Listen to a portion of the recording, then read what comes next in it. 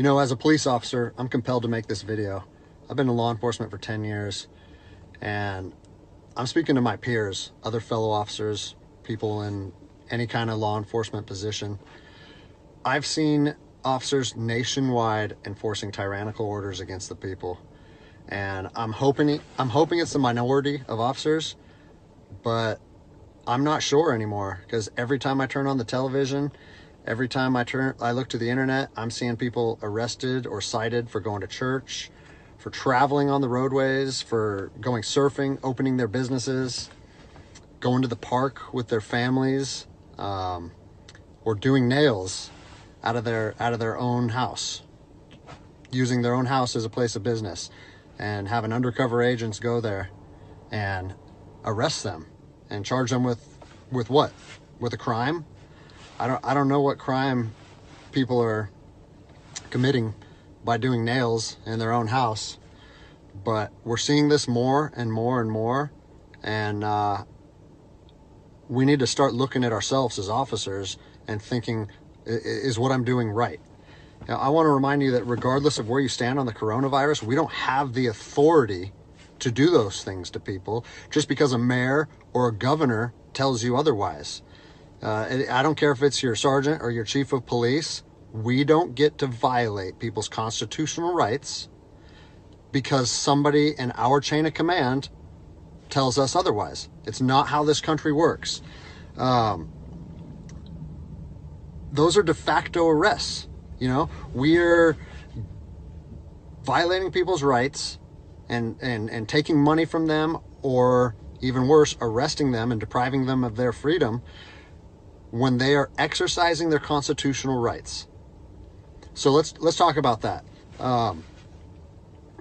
Let's read something right here off of the Declaration of Independence. All men are created equal. Among these, we have the right to life, liberty, and the pursuit of happiness.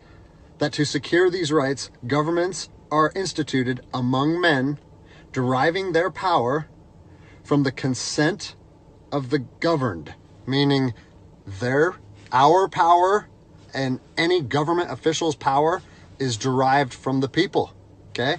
We don't hold power over our citizens. It's contradictory to everything that our country stands for. And this is what I'm seeing. First Amendment rights, telling people they can't go to church, freedom of religion. Okay? Telling people they can't protest, freedom of assembly. Fourth Amendment violations, illegal traffic stops to check for papers. What are you, the Gestapo? Is this 1930s Nazi Germany? You don't get to stop people unless you have reasonable suspicion or probable cause that they have committed a crime. And I know people that have personally been stopped saying, we want to see papers showing that you're essential. David 2, copy a phone call. That is not how our job works, okay? What really has been pissing me off lately is the fact that these officers that are going out here and enforcing these tyrannical orders, what they're doing is they're putting my job and my safety at risk. Because what you're doing is you're widening the gap between public trust and law enforcement officers. And what that's going to do is it's going to, I mean, look at what's happened to law enforcement in the last 10 years.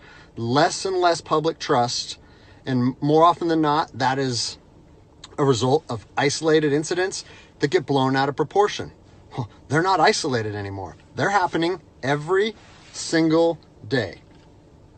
And the thing that I want you guys to realize is that our power that we hold as law enforcement officers is nothing more than a facade. It's a badge and a gun. And people, you don't realize, if you haven't lived in anarchy, if you haven't seen combat, things can be stripped from people in a heartbeat. And that's what I'm afraid of. I'm afraid that these actions are going to wake a sleeping giant, i.e. the American people, okay? They are going to be put in a position where they won't have their rights trampled anymore. And us as law enforcement officers, we'll have our ability to enforce the law stripped from us in about 10 minutes. Okay? I think what is going to happen if this continues is we're going to see bloodshed in the streets. Okay? I don't want to see bloodshed in the streets on either side of this coin. I don't want to see fellow officers get injured or killed, and I certainly don't want to see citizens get injured or killed. And I promise you, most of you out there doing these tyrannical acts against our citizens, you're not ready for combat. You're not mentally or physically ready for combat in the first place. I promise you, you don't want to go through that, and I hope I never have to go through that again. You don't get to just say, well, I'm doing this because I was told to do so, or I'm following orders, or I need to keep this job. Guess what? I need to keep this job more than anybody. I have 3 young children. I have 2 houses. Like, I have the same sob story that the rest of you guys have. But my personal choices and my living arrangements, no matter what they are, don't allow me to trample on people's rights. And I don't understand why that concept is so hard for people to understand. Listen, you need to stand up for what's right.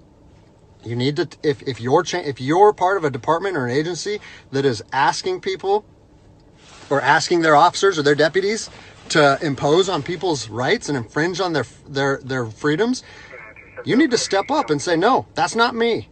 That's not what I signed up for, and that's going against my oath. And if that costs you your job, so be it. At least you'll be able to look at yourself in the mirror at night.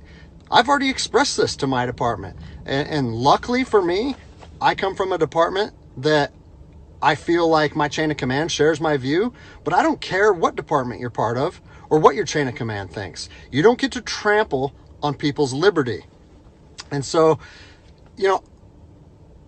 as a special operations veteran, I've fought on the streets of Iraq under the U.S. government's guise of freedom. And I'm telling you what, the American people are going to you are going to wake a sleeping giant, and they are going to fight 10 times harder for their freedom on their soil than anything you've ever seen before. And if that's something you're willing to face, then keep trampling on people's rights. But I promise you, the American spirit of defiance is going to rise again, and it's going to be a big problem for our country. So I'll leave you with this, something that I learned as an E-nothing in the Army. No matter what situation you're put in, if you look inside yourself and ask yourself one question, am I doing the right thing? You ask yourself that, you know the answer. And no amount of money or no order or law or anything should be able to make you go against doing the right thing. So I'm imploring officers to look inside themselves and ask themselves, is this what I want to be doing to my citizens?